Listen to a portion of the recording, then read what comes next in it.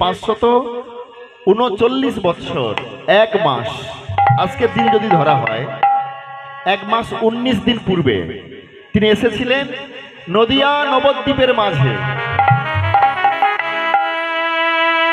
তিনি এসে আমাদের এই কলিহত জীবের দুর্দশা দেখে, আমরা কলির জীব, আমরা জীবন যাপন করতে জানি না, কেমন কথা বলতে হয় জানি না, মানুষের সঙ্গে কেমন ব্যবহার করতে হয় জানি না। আমরা পৃথিবীতে এলাম কেন, আবার কেনই বা একদিন সবাইকে ছেড়ে দিয়ে আমাদের আবার ফিরে যেতে হবে?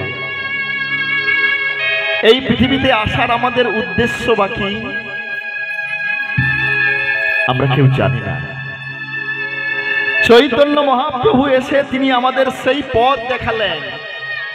হ্যাঁ, আমরা পৃথিবীতে এসেছি, একদিন জন্মগ্রহণ করেছিলাম, লেখাপড়া শিখলাম, লেখাপড়া শিখে চাকরি পেলাম, দুহাত ভরে অর্থ রোজগার করলাম, সংসার করলাম, বাড়ি করলাম, গাড়ি করলাম, আবার একদিন সবাই চলে গেলাম। বলছে না, এই জন্য তুমি পৃথিবীতে আসনি গো, এই জন্য তোমার আবির্ভাব হয়নি, তোমার জন্ম হয়নি। ভগবানের শ্রেষ্ঠ সৃষ্টি, ভগবানের শ্রেষ্ঠ সৃষ্টি জীব হলো মানুষ। আমরা মানুষ হয়ে এসেছি, কিন্তু মানুষ হয়ে আমরা এসেছি কেন? আমরা যে কারণে এসেছি আমাদের অনেক উদ্দেশ্য আছে, আমরা অনেক কিছু করছি, কিন্তু একটা মূল উদ্দেশ্য কিন্তু আছে। একজন স্টুডেন্ট যখন স্কুলে কলেজে পড়াশুনো করে, তার মূল উদ্দেশ্য কিন্তু লেখাপড়া করা। লেখাপড়া শিখতে গিয়ে তাকে অনেক কিছু করতে হয়, তাই না? কিন্তু তার মূল উদ্দেশ্য কিন্তু লেখাপড়া করা। ঠিক সেরকম এই পৃথিবীতে এসে আমরা কেউ হয়েছি মাস্টার, কেউ হয়েছি ডাক্তার, কেউ হয়েছি প্রফেসর, কেউ হয়েছে পুলিশ ইন্সপেক্টর, কেউ হয়েছে জজ। কিন্তু এটা জানতে হবে, এই কাজগুলো সব গৌণ কাজ, এগুলো গৌণ কাজ। তোমাদের মূল একটা কাজ আছে, আসল একটা উদ্দেশ্য আছে। সেটা কি? সেটা হলো কৃষ্ণ ভজিবার তরে,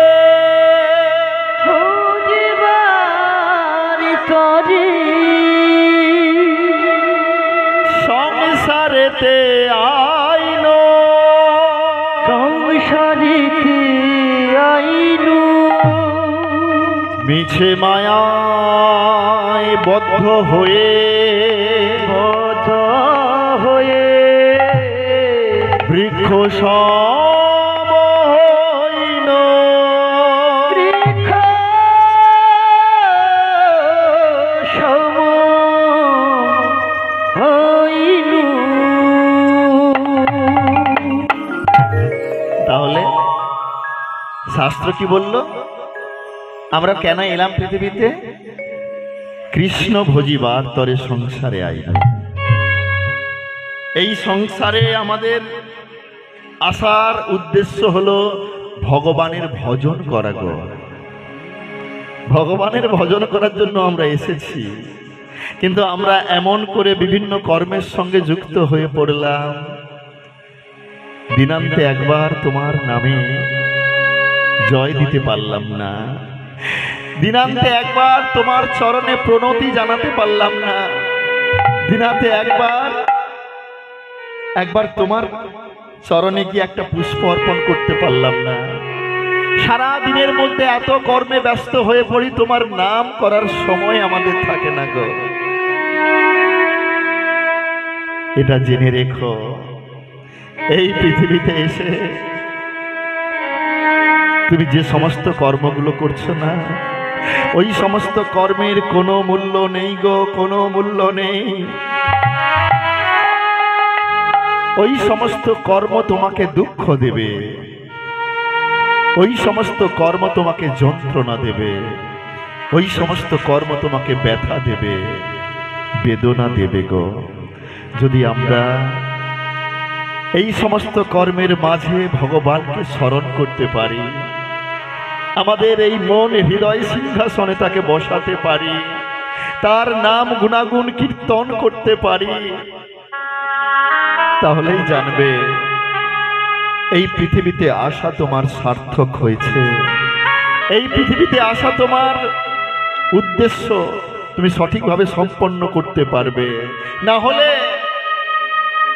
ভগবানের শ্রেষ্ঠ সৃষ্টি মানব হয়ে যদি আমরা ভগবানকে ভুলে যাই, তাহলে জানবে তোমার আর সমস্ত কর্মই কিন্তু বৃথা হয়ে যাবে। হ্যাঁ ভক্তমণ্ডলী মায়েরা, যেমন একের পরে একটা শূন্য দিলে কি হয়? 10 হয়। 10-এর পরে একটা শূন্য দিলে হয় 100। 100-র পরে একটা শূন্য দিলে হয় 1000। তারপরে একটা শূন্য দিলে হয় 10,000। তারপরে একটা শূন্য দিলে হবে 1 লক্ষ। তারপরে শূন্য দিলে হবে 10 লক্ষ। কিন্তু যদি আমরা একটাকে নিয়ে নিই, ওই শূন্যগুলোর কোনো মূল্য থাকবে? কোনো মূল্য থাকবে না। তাই এই পৃথিবীতে এসে আপনি যা কিছু করেছেন, হ্যাঁ, আপনি সারা জীবন ধরে যে সুখের অনুসন্ধান করলেন, আমরা ভেবেছি অর্থ হলেই আমার সুখ হবে। মাথার ঘাম পায়ে ফেলে দিন রাত এক করে শুধু অর্থ রোজগার করেছি। আমরা ভেবেছি অর্থ হলেই আমার সুখ আসবে। বলুন তো, জীবনে যবে থেকে জন্মগ্রহণ করেছি সেই দিন থেকে এই জগতে সবাই আমরা সুখ খুঁজে বেরিয়েছি। প্রকৃত সুখী কি আমরা হতে পারলাম? যতদিন দেহে প্রাণ থাকবে ততদিন আমরা সুখকে খুঁজে বেড়াবো, কিন্তু জানবে তোমরা সঠিক সুখের অনুসন্ধান নাও পেতে পারো। কেন গো? না, আমরা তো ভেবেছি এই জড় জগতের বিষয়ের মধ্যে সুখকে খুঁজেছি। না না না, এই জড় জগতের বিষয়ের মধ্যে তুমি কোনোদিন প্রকৃত সুখ খুঁজে পাবে না। তুমি সারা জীবন ধরে যাদেরকে এত ভালোবাসলে, যাদের জন্য সারাটা জীবন কাটিয়ে দিলে, ওই সন্তান, ওই কন্যা, ওই স্ত্রী, ওই স্বামী তোমাকে একদিন ভুলে যাবে। তোমার দেহ থেকে যেদিন প্রাণ পাখিটা বেরিয়ে যাবে, কিছুদিন পরে তোমাকে আর কেউ মনে রাখবে না। অথচ ওদের জন্যই তুমি সারা জীবন ভেবেছ, যাদের সুখের জন্য তুমি সারা জীবন ভাবলে, চিন্তা করলে, নিজের সুখের কথা না ভেবে ওরাই তোমাকে একদিন সবাই ভুলে যাবে গো।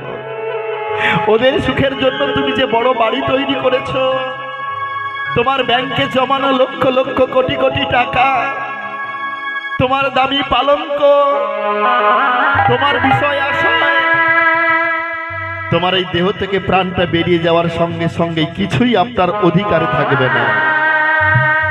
আপনার দেহ থেকে প্রাণটা চলে যাওয়ার সঙ্গে সঙ্গেই ওইগুলো সব অন্যের হয়ে যাবে গো। তাহলে আমরা কি করেছি সারা জীবন ধরে? আমরা তো এগুলোই করেছি গো। আমরা তো এগুলোই করে বেড়াই, শুধু অর্থ অর্থ অর্থ। অর্থ হলেই আমরা সুখ পাবো, বলছে ভুল। বড় বাড়ি থাকলে সুখী হওয়া যায় না, দামি গাড়ি থাকলে সুখী হওয়া যায় না, তোমার রাজ পালঙ্ক থাকলে তুমি সুখী হতে পারবে না। সুখ কোথায় আছে জানো? সুখ আছে অন্য জায়গায়। সুখ তুমি যদি পেতে চাও, ওই ভাঙা ঘরে, টিনের ঘরে, ওখানে তুমি সুখ খুঁজে পাবে, ওখানেও তুমি আনন্দ খুঁজে পাবে যদি একটা কাজ করতে পারো। এই জগতে অনেক মানুষ আছে জানেন, যাদের এত বড় বাড়ি নেই, অনেক দামি গাড়ি নেই, অনেক লেখাপড়া নেই, দেখতেও সুন্দর নয়, কিন্তু তারা সুখী। তারা ভাবে এই জগতে এসেছি তোমার কৃপায়, যা কিছু পেয়েছি তোমার আশীর্বাদে পেয়েছি, আবার চলে যাওয়ার সময় তুমি আমাকে নিয়ে নেবে। এই জগতে আমার বলে কিছু নেই, এই ধারণা, এই এই ভাবনা নিয়ে যে মানুষ জীবন অতিবাহিত করতে পারবে আর নিজের জীবনটাকে ভগবানের চরণে সমর্পণ করতে পারবে, ভগবানকে স্মরণ করে জীবন যাপন করবে, দেখবে সেই মানুষকে কেউ কোনোদিন আর দুঃখ দিতে পারবে না। নাইবা থাকলো কোটি কোটি টাকা, নাইবা থাকলো বড় বাড়ি, তুমি এই ভাঙা ঘরের মধ্যে সুখ খুঁজে পাবে। যদি এটা ভাবতে পারো এই জগতে আমার কিচ্ছু নয়, এই বাড়িটা আমার নয়, এই গাড়িটা আমার নয়, এই সন্তান আমার নয়, এই কন্যা আমার নয়, এই দেহ আমার নয়, তারপরে অভিমানটাকে দূর করে দাও, এই আমিত্বটা দূর করে দাও। এই আমিত্বটা যতক্ষণ থাকবে তোমার মধ্যে অহংকার থাকবে, আর অহংকারী মানুষ কোনোদিন সুখী হতে পারে না। যদি তুমি পেতে চাও কিছু, আগে হও নিচু। যে মানুষ নিচু হতে জানে না কিচ্ছু পেতে পারে না, কিচ্ছু না। ওই অভিমানের মঞ্চে বসে থাকলে শুধু পাবে দুঃখ, যন্ত্রণা, ব্যথা।